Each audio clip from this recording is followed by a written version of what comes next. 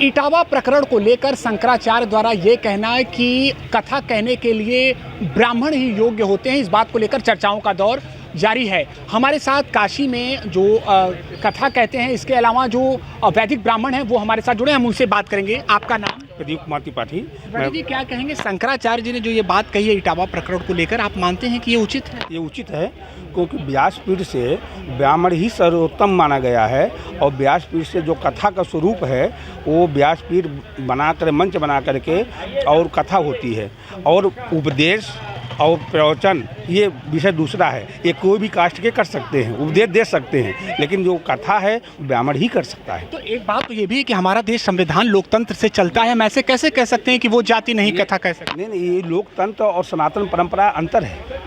हम लोग सनातन परंपरा से जुड़े हुए हैं, जो भारतवर्ष से सनातन परंपरा को लेकर ही चलता है। आपका शुभ नाम?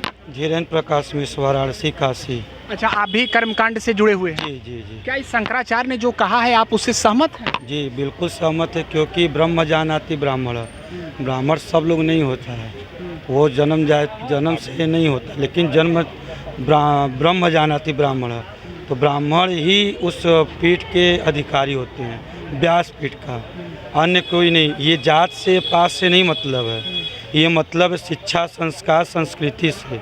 जब मनुष्य के अंदर शिक्षा संस्कार संस्कृति हो तब वो ब्राह्मणत्व को जानना, और ब्रह्म जानती ब्राह्मण, इसलिए ब्राह्मण ही अधिकारी है। तो मान लीजिए अगर कोई किसी भी वर्ग का व्यक्ति हो, अगर वो जानकार हो, वो पूरा रीति रिवाज परंपरा जानता है, कर्मकांड जानता है, तो कथा व्यासपीठ से नहीं कर सकता अगर वो अलग जाति से हो, ब्राह्मण ना हो तो? ये जाति से नहीं मतलब है, इसमें मतलब है कि आपकी शिक्षा संस्कार संस्कृति बचपन से आप गुरुकुल से होते आ रहे कि नहीं, परंपरागत आप हैं कि नहीं, उससे मतलब है, जाति परंपरा से नहीं मतलब है। तो शंकराचार्य जी द्वारा ये कहना, ये आप उसको सही मानते हैं? एकदम सहमत हैं, वो एकदम सही बोले हैं, उनके बातों से सहमत है। तो ये काशी के जो वैदिक ब्राह्मण हैं वो हैं हमारे साथ जुड़े थे, और इनका साफ कहना है कि शंकराचार्य अभिमोक्तेश्वरानंद ने जो ये बात कही उनसे ये सहमत हैं।